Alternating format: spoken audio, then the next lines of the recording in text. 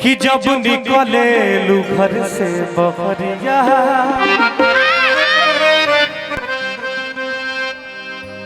आ चाहे सौभे लड़ावल नजरिया कि जब निकले लू घर से बहरिया आ चाहे सौभे लड़ावल नजरिया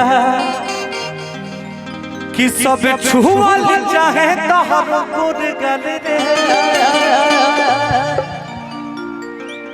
अरे गुर गल रे अरे गुर गल रे। आपका एक ही सॉन्ग धमाल किया है, करुआ तेल कर्जा कर दिया, अब छा गए बिहार में। हम आपके गांव से हैं, आपके बगल से हैं, आप जहां से हैं वहीं से सासाराम से बिट्टू सिंह। बहुत बहुत स्वागत है आपका।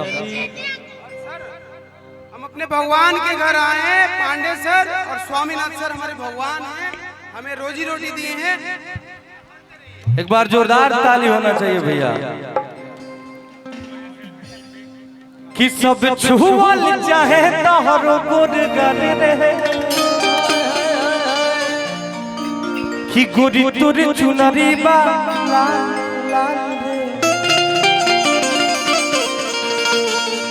अरे गोरी तोर चुनरी बा लाल लाल रे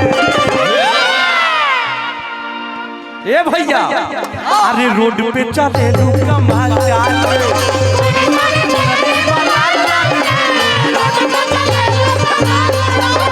गोरी तोर चुनरी बा लाल लाल रे रोड पे चले लू कमाल चाल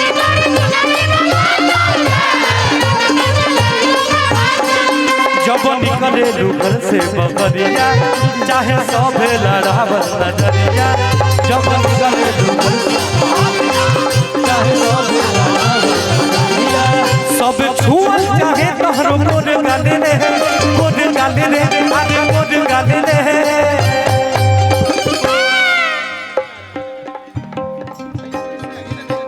गोरी तोर चुनरी बा लाल लाल रे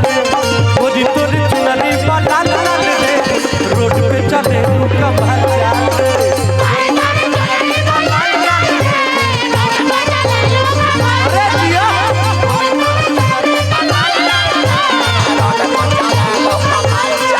दिल धड़काता दिल धड़काता केहू के प्यार में केहू के प्यार में केहू के प्यार में केहू के प्यार में मस्त भइल बा मस्ती में दिल भइल प्यार की मस्ती में मन मस्त भइल बा मस्ती में दिल भइल प्यार की मस्ती में रहेला हर पल भैया इंतजार में दिल धड़काता केहू के प्यार में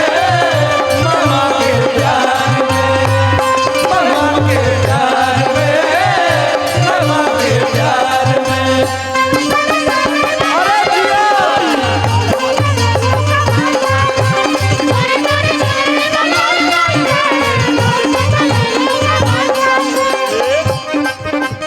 कि जौने कलेजवा में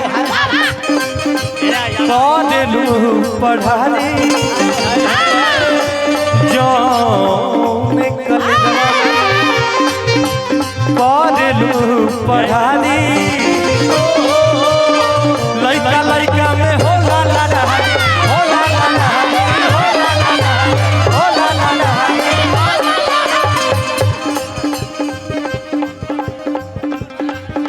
बड़े भैया कनक पांडे जी की तरफ से बहुत सारा पुरस्कार देने एक बार जोरदार ताली बाजे के चाहिए भैया। कि बलिया कलेजवा में करेलू पढ़ाई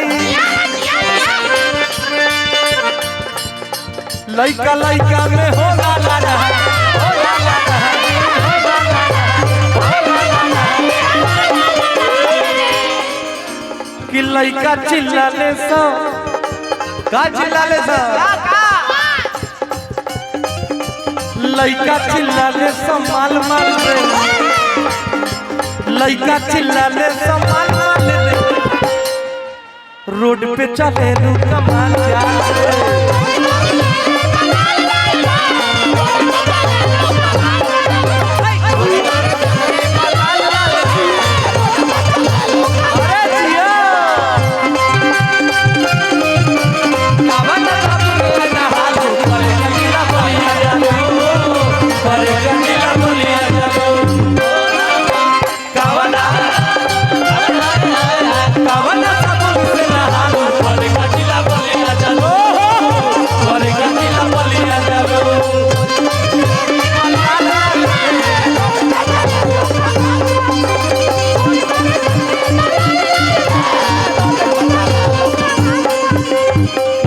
सुंदर रतन बाड़ू और का तोहरो न जोड़बा सुंदर रतन बाड़ू तोहरो न जोड़बा और कहेले लइका सम्मान तबे जोड़बा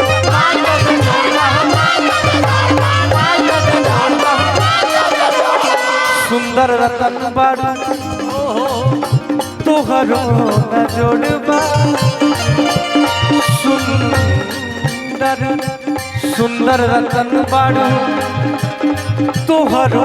न जोड़बा कहेले लइका सम्मान तबे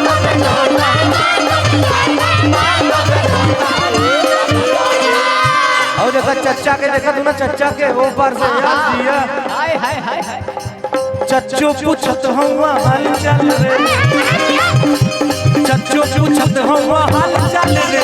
रोड पे चले लू कमाल चाल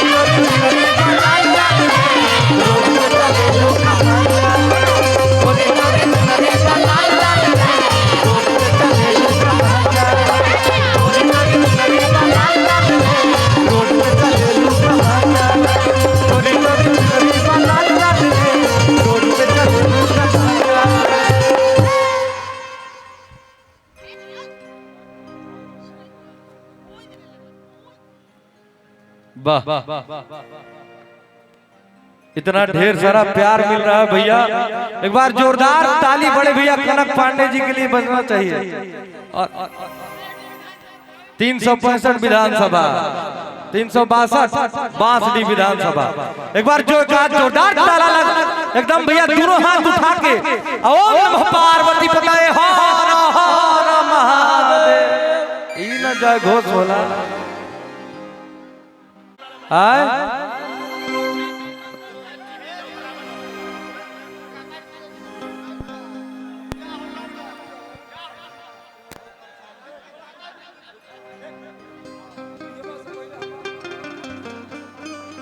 संतोष ठाकुर जी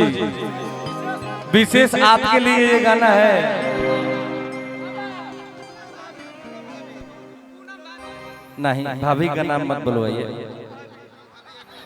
बोल दे हाँ एकलौता हिट कलाकार अब भाभी कहीं होने से मार दिली जूता उता फिर के तक ने हिट कलाकार है भाऊजी पूनम भाभी